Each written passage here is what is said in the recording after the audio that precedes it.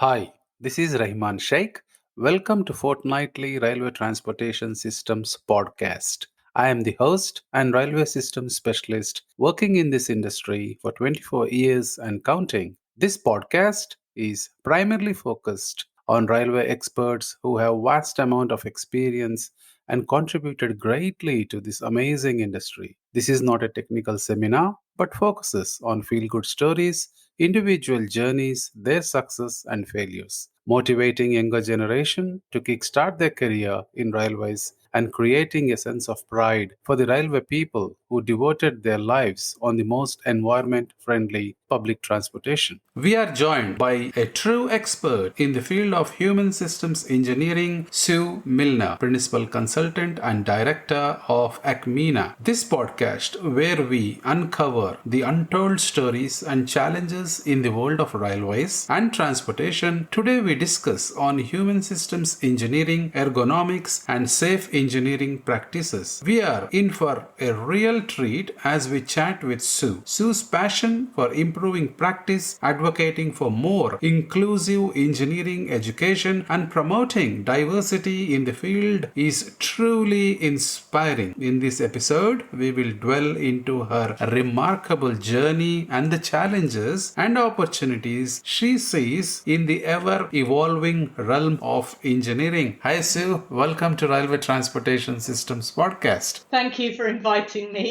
Thanks for joining as well. Sue, I have lined up around 14 to 15 questions and I want my audience to take as much information possible from you. So in this episode, I try to be on the point and keep on asking you and make sure that you talk a lot and grab a glass of water. So let's start with the question number one. Sue, can you start by sharing your personal journey and what inspired you to become a chartered human systems engineer and certified professional ergonomist? Yeah, how long have you got? I kind of like to say that my journey was planned, but it really wasn't. It's very much more of a opportunistic adventure and went all over the place. And it started at university stage when I was doing a computer science degree and I just changed to do a double degree with cybernetics. And that was a bit rash because I didn't know what cybernetics was. So it was like, ooh, but I just wanted to find out and it was fun. And that led me to my first job, which was in robotics, which was exciting and novel and was much better than working in workstations. And then I moved on to do artificial intelligence, where we were sort of working with aluminium plant, which was great. And then I eventually moved on to designing user interfaces for Heathrow's On-Row Air Traffic Management Centre, actually. And that was one of my career highlights, I have to say. And it was around about that time when I was delivering training that someone in the room said it would have been great, or this would have been perfect, if it could have done something. And I thought, well, it could have, if I'd known, or if we'd known. And so that sort of moved me closer to the requirements elicitation. And as I was doing user interfaces, already doing the HCI side of human factors, so I just kind of stepped into the wider piece in that space. And then I kind of joined the railways, really, and I've not really left. I started with London Underground, writing the policies and procedures. Her Majesty's Rail Inspectorate in the UK had mandated that human factors integration was part of everything they did. It was legislated. And so I was helping London Underground do that. And then I jumped to the other side of the fence in delivery, working on stations upgrades, where we were working to deliver that. So that was fun. We moved here in 2008, and my first job was with Queensland Rail, which gave me the operator perspective in Australia, if you like. I was a consultant, so I then had other consultancy jobs, and I worked in some of the very big, well-known projects, ART's ATMS, Advanced Traffic Management System, Rio Tinto's Auto Hall. I worked on the ROC, Adelaide Electrification Project down there. So yeah, we was it 2012 we started Acmena, me and my co-directors, and since then it's been Sydney Met Metro, Northwest, City and Southwest, West, again, more in the rock, NIF, digital systems. So lots and lots, I think, of in the railways. And it's been great and it's been fun. I think the key driver has been people all the time. First of all, I was trying to impersonate them, but then I kind of moved to better outcomes for them through requirement solicitation, embedding people concerns in the engineering disciplines and life cycles, really. And that, of course, is human systems integration. So here I am. Beautiful. What a story. Most of your projects looks like in and around New South Wales rather than Queensland. Not true. It's just, I could list lots, but, people know these ones. And so, but I have worked a lot in New South Wales, it's true. And glad that you stick to rail industry because we knew we want people like you. So moving to the next question, out of all these experiences, can you share some key insights into your role as a chartered human systems engineer and a certified professional ergonomics, and how these certifications have influenced your work in the railway industry? Yeah, I think first of all, I'll just say that for me, I think certifications are really important, and they show that I'm committed to my discipline. The of competence that you have to go through, it ensures that you're continually learning, really, and it identifies the gaps where I need to read. I'm a perpetual learner, so that's great. But also being involved, I think it allows you to give back, and that's one of my values too. So that's why I think certification is important. In terms of influence, I'm a systems thinker, and the joint disciplines have kind of really allowed me to establish my own point of view in that space. I always start at a high level, the helicopter view, this overall system view, if you like, before I refine it and detail it into subsystems. And then I ask, where are the people and what are they doing? So it's kind of that top-down system of systems approach. It doesn't matter what I'm doing, that's where I start. Agree. But in the thickness of project delivery, really, I also start by saying to other people, where's the system boundary and where are the people? Are they inside? Are they outside? Most people say that they're outside. And then you just ask a few questions, is their job going to change? Does that change what your answer is? Things don't happen without users driving them in lots of cases. Take a train, just sits there unless you've got a driver making it move. Network controllers, they manage the whole train movements in the network. So people are there mostly. So my answer obviously is more aligned to inside the boundary. But the real answer is it really depends. But it does matter that everyone is aligned, because in a project, it dictates really, or it sets the path for how you're going to deal with people in that project, in terms of modelling, if you're doing modelling, in terms of interface definitions. That's why I think it's important. And of course, one of my final point here is that everyone's heard of systems setting people up to fail, and James Reason's Swiss cheese model, I guess. So people are the last line of defence. They're the goalkeeper, the saver, or sometimes they don't. And so if you know that that's happening, where do you put them now? It's important, and it influences the life cycle, I guess. So, yeah. Your guess is absolutely right. And quite great insights. Thanks you for sharing those. You and I and everyone here knows that railway systems are complex. Could you explain the importance of human-centric design in ensuring safety and performance in such intricate systems? Yeah.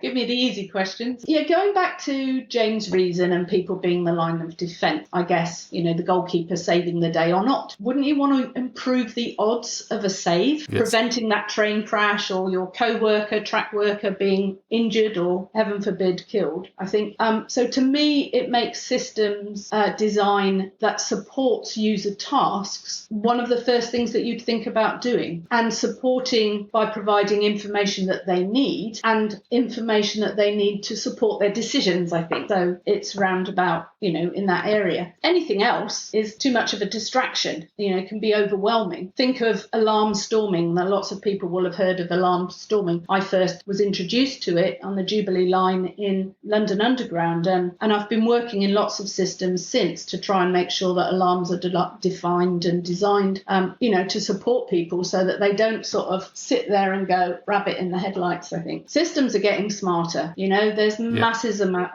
of information that we can get. And I know from being an engineer how you love to pass all that information on. I like the detail. But if I was an operator, when I'm playing with my computer, do I really need to know about all of that stuff? Probably not. So I think it's about having the need to know stuff and getting rid of the nice to know, or having it available elsewhere to look if you need it. And it's the end users who know what that is. They know what they need in order to run their railway infrastructure, the trains, etc. And I particularly like Stephen Covey. Have you read Stephen Covey? Yeah, I did. From his 7 Habits. There's one of the habits is listen to understand. And I think we actually need to do more of that. But also I think HF is much more than design system reviews in a project phase. In business transformation and operational readiness, you can apply the HF principles, that human-centric approach, to add value and de-risk a project. And I just wish we were more involved in that sort of side. So there's some amazing work happening in other high-risk industries like mining and emergency departments in healthcare. And I think the railways could learn from some of that work and bring it into practice here. I do agree. Previous episodes, I did one episode with Adam Sharp. He spoke a lot of data and how the operator can use it, and your way of presenting how much information actually the operator requires. It's quite complex. I think it's a very different way of understanding the system. Great insights, Sue. Thank you. Your experience includes major rail infrastructure projects like Sydney Metro and London Underground. Can you discuss some unique challenges you have encountered in these projects and how you address them, please? Great question, and not really unique. I think the key challenge with every project has been getting people, and here I mean the end users, involved early enough, and then managing the rollout and user acceptance. Doesn't matter what the project is, that is the challenge. Back in London Underground, where there were stations that had already been upgraded by the time I arrived, but there were major issues with them, mostly due to the fact that they were really old and not designed to today's standards, I guess. But I first remember meeting the London Underground, what were they called? User acceptance managers, I think, which was a very uncomfortable meeting, I have to say. But I listened, right? Not much more I could do. But it's like there were so many stations actually in different parts of development that it was like, we must be able to make things better. And so I went round to all the stations and spoke to people and got ideas. Then I went back to the design teams to see if we could stop some of those ideas happening in future station upgrades. And then I went down to the installation teams to see what we could fix. And it didn't take that long before what had been a antagonistic relationship, let's face it, it wasn't pleasant, but it did become very collaborative. I couldn't fix everything. They understood I couldn't fix everything, but I was seen to try. That's really important. You have to take the people on the journey with you. And then the acceptance is so much more straightforward, I think, because they've been with you through the challenges and the work that you've done to get where you are. And it makes it easier. Sydney Metro, on the other hand, was a completely different beast. It was brand new. Everyone knew it was brand new. And so there weren't any end users, which is very much a challenge. And so you have to go back to Human Factors 101, sort of rapid ethnography sort of thing, where you really immerse yourselves in what their roles are generally, just by trying to fully understand, and then using human behaviours and traits to try and influence the design decision. And having reps isn't ideal, but sometimes it is all that we have. And when I have to work in this way, I'm acutely aware, more than at any other time, that I potentially could be creating that gap. You might have heard the phrase work as imagined, in this case by me, versus work that will be done by people at some time in the future. And that's quite a responsibility, but a necessary one. So yeah, I do agree. So I got a follow-up question. I want a crisp answer for that because I have to ask you, so many questions are in the line. In all other podcasts with my guest, they say human factors, TNC, the client, everyone wants to be involved right from the beginning and not at the end. But from your experience, from a human factors expert, what do you think? If we involve everyone right from the beginning, don't we slow up the project and burn the budget? Oh, I disagree. Air traffic management project, we didn't move on to the next phase until everything was agreed in the previous phase. And okay, it was a software development project, but stakeholder engagement was important. We did prototypes with air traffic controllers and various people. But that project came ahead of time, ahead of budget. I mean, there were variations on the way as things changed, which moved that timeline and moved the budget cap. But yeah, best project I've ever worked in that. Brilliant. Yeah. Let's move on then. Your passion for improving practice is evident. Could you elaborate on some key areas where you believe improvements are most needed in the fields of human systems engineering, and safe engineering? Yeah.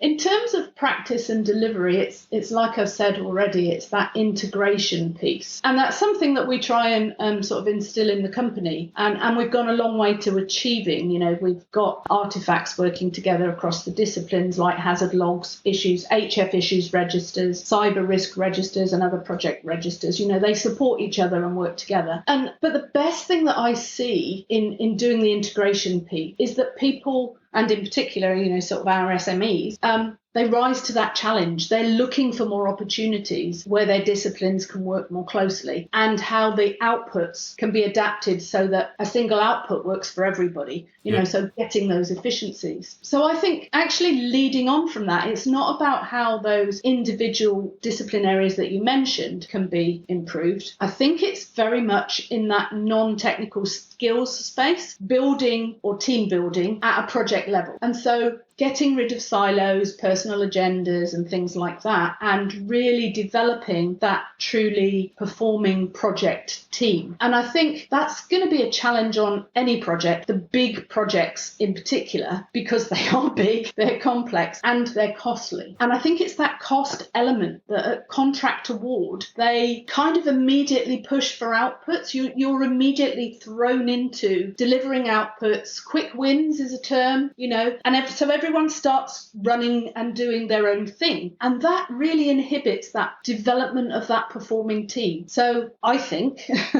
whether it's achievable, I think that we should resist that at the start of a project and spend much more time setting it up for success. So understanding the other discipline, understanding what their processes are and needs are in terms of output, and then building the big picture of concerns and focuses, putting all of that into the schedule, which is then focused on dependencies, outputs, you know, so that everyone is actually working together. And when something changes, you can easily see, she says, much more easily see what's got to change and where the impacts are. But there's nothing more frustrating for me when you're working really hard and you deliver something because you need it on Wednesday for mission on next Monday, and then you discover that part of your input isn't actually going to be available until sort of a week or 2 weeks ahead. It's like that just builds that frustration. So sorting that out, I think, it boils down to that communication, understanding, compromise,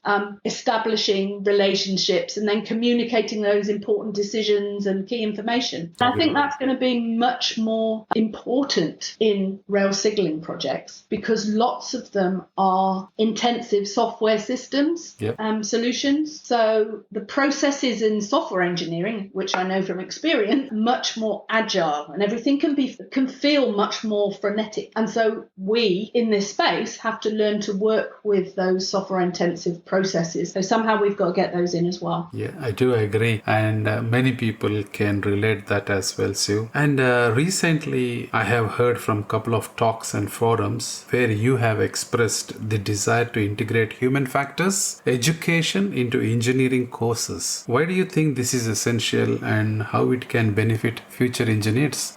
Yeah, this is one where people say HF is common sense, so nobody needs to be trained in it, right?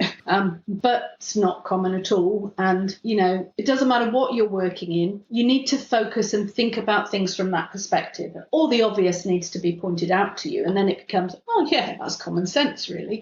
So for me, I think it really made sense to me that when I was working with the project engineers at London Underground, We had 105 stations. Nobody can deal with 105 stations on their own. And so what I did was I worked with the project engineers and made them aware of the fundamentals of HF relevant topics for the design of stations and control rooms, and introduced them to systems thinking. And they remembered and they improved the delivery, installations and everything improved. And that included the quality of the documentation that I received that I needed to assess and sign off and then pass over to London Underground. So, it shows that if people are made aware, things change. And so I just think we need to do the same thing with engineering students. And so my view, and I would like to help achieve this, is that in engineering courses of all sorts of disciplines, because HF people and systems engineers and safety engineers come from all sorts of backgrounds, I think we just need some human-centric, systems thinking, safety-focused modules. And so that when these students join the workforce, and when they need it, they can actually say, draw on what they know, find out more, or seek assistance, because people do seek assistance, And so I just think it's about raising awareness across everywhere, wherever we can. I do agree 100% because it's my personal experience, because as an engineer, when I first time heard human factors, I had no idea what is this. So adding a module in the couple of engineering courses would definitely do not surprise people. And once I started working with human factors, I actually started appreciating their work. I agree with you, Sue. And moreover, what opportunities do you see in rail industry, particularly in the context of AI? Because as we just spoke, and it's a hot topic nowadays, and its potential applications. AI and robotics research is really entering that exciting time. I'm almost tempted to go back.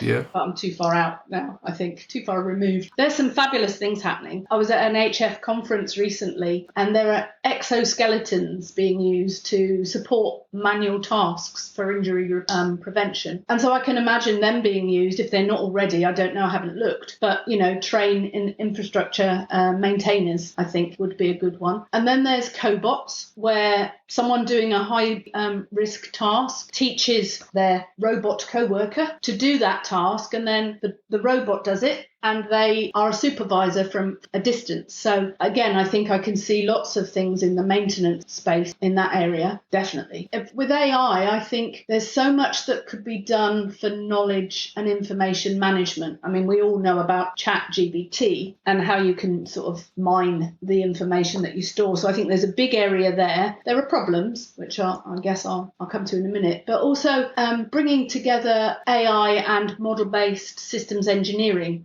having that ability to analyze, design change, to make sure that you haven't missed an emerging feature of your system as part of the impact, I think would be great. And wouldn't it be fabulous if it could generate all the updated documents, preferably with change bars as well?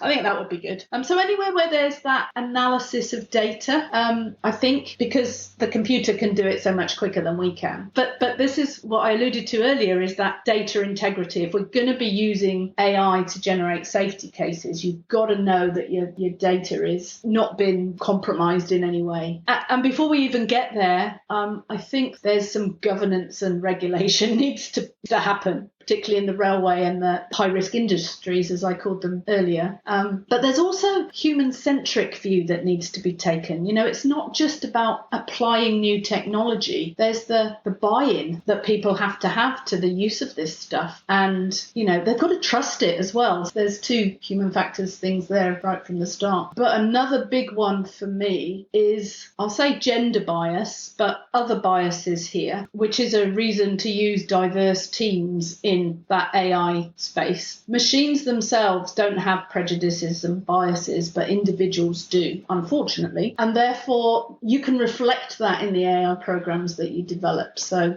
there's lots of tricky topics around that we need to be looking at. Yeah, let's look into one of the tricky topic, and how can AI help? In the recent podcast, I keep on asking people like you about this which is resource scarcity. How can we harness the power of AI? because as humans we are struggling, and other emerging technologies to overcome the resource challenges in STEM and encourage more women to join the engineering field? Yeah, this is a tricky one because I'm not sure that it would necessarily attract more women or any specific demographic, to be honest. But I think, well, I certainly feel that AI and robotics is sort of sexy new tech and exciting.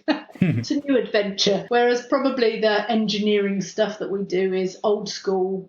I know my daughter sort of thinks of it as, and my parents do that, and it's definitely not cool. I'm not going to do it. I would love there to be some research. There may be. I haven't checked, but I'd love to do some research myself actually to find out why people choose to do the career they do and why, and so in the railways in particular, and why they end up here and stay. Where have they come from? And I think that can be used to target STEM marketing in one space. I don't have an easy answer. MIT, they are doing some fabulous, and other universities, particularly in the US, they're doing some fabulous work that transforms the learning and teaching space. And so you kind of have an AI co-learner, if you like, a support learning companion where, everyone's got their own learning style. Mine is to delve in but have a manual there for backup. I kind of just like dive in. But everyone's got their own style. And so if the AI analyzes what your style is in a specific circumstance and then draws on the VR, the augmented reality, simulation, bit of fun, maybe some gaming, storytelling, all of that could be part of the tailored learning of a topic for you. How wonderful would that be?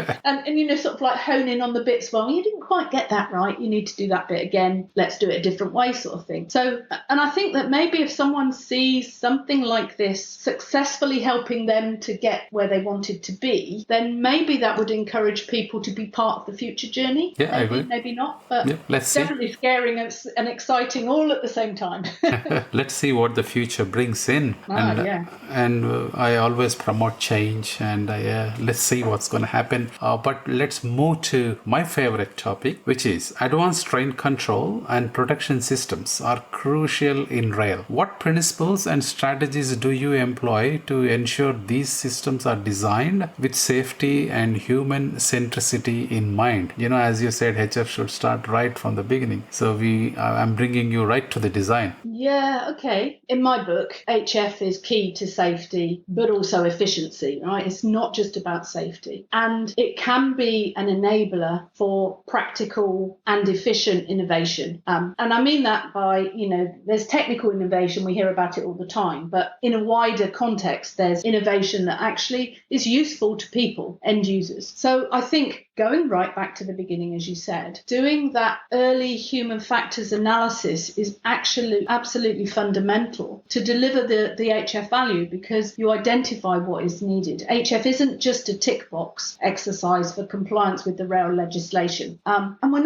I've touched on this earlier, we're not creating from scratch anymore. We're procuring COTS products and plugging them together. So we're actually constrained by what the available technology can provide for us, and that might not match what we want it to do. So having that human-centric design is kind of essential to ensuring that the stakeholder expectations are actually met and there are no surprises. But that early thing is usually truncated, that early piece of work. Others call it proof of concept. Some people call it concept design. Lots of people say, well, we do that, but they don't get the user involvement, and that is essential. And so, understanding the work environment, understanding the influence of work patterns, shift work maybe, and where the high stress activities come from, I think that's fundamental. And so by exploring various use cases of whatever it is you're procuring and looking at the functional capabilities of the COTS product that you've got, or products that you've got, you can then work together to understand how closely it fits, and more importantly, what's the gap. And it's when you've got that gap, you've got a choice. You change your vision or you plug it some way. And it's plugging that gap is where that innovative end user focused work comes from, getting something useful, efficient, inherently safe for the end users to do the job that you're wanting them to do. I think that collaboration and communication, meeting the challenges, resolving them collectively, I think that is important, and it takes everyone on the journey those people, the executives, project teams, everybody on the journey to achieve that best overall system performance possible. No surprises. Endpoint focused, then roll back. Holistic view, then detail. Managing the unknowns in a structured, collaborative way. No surprises. Beautiful. Great Easy. answer. Yeah, it's not that easy, but it's a great answer. We all know that you are an expert in human factors and you believe in coaching. So, coaching the application of human factors principles and integration processes is part of your expertise. Could you quickly give a practical advice for organizations looking to enhance their safety culture and resilience through HF principles? Yeah, sure. So HF isn't just about design of technology and use for clients, right? It's got an application in everything that involves people, which is pretty much everywhere. Well, is everywhere. So first thing I'd say is educate yourself. User-centered design is much broader than engineering design. It's about understanding, empathizing, problem solving, and you can apply it anywhere as well. There is actually the UK Design Council a couple of years ago did a couple of good graphics, and I would encourage people to put user-centered design into Google and have a look. There's one that's a circle of hexagons and there's another one that's double diamonds. It's got some good words in it like ideate, empathize, define the problem, define the future, that sort of thing. And you just iterate around it. But in an organizational sense, I think again it's that non-technical skills that I talked about earlier.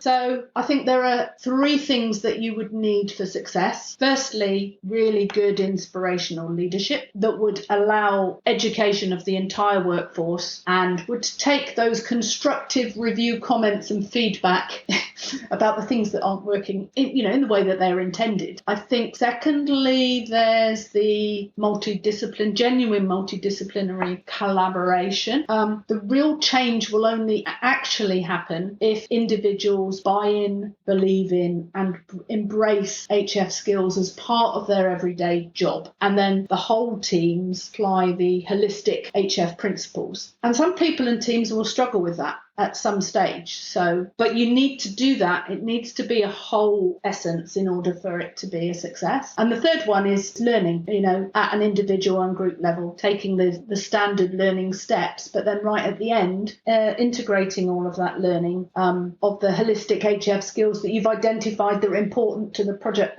problem that you're trying to resolve. So I think you mentioned safety culture. So improvement of safety culture would be the sum of everyone's individual behaviours, everyone in the organisation, and seeing that changed. And success would be a consistent change in behaviour of people that were involved in a safety incident that had more positive outcomes than it's had before. Wow. And basically that's the resilience that you were talking about. So well, yeah. Great advice, Sue. Really great advice. I know we can't cover this very important key topic in 30 minutes, but however, if people are interested, where can our listeners connect with you to learn more about your work, your advocacy, and the causes you are passionate about? Acmena has a website and we have a LinkedIn page. I have a LinkedIn page, and if still can't get hold of me, then I've got an email address as well. So it's all available. It's out there in the ether, so to speak. So yeah, get in touch. Sure. And it was great chatting with you, Sue. Thank you for your time and thank you for sharing your insights with us. It was really my pleasure. I believe everyone listening to this podcast has got something to take away from today's discussion. If you like this podcast, please listen, follow, and share this podcast within your network. If you believe we should be sharing your story or someone within your network, there is a railway leader who should be here sharing his or her contribution to this industry, contact me on railwaytransportationsystems@gmail.com. Thank you for your time today. See you next fortnight. Until then, stay safe and take care of yourself.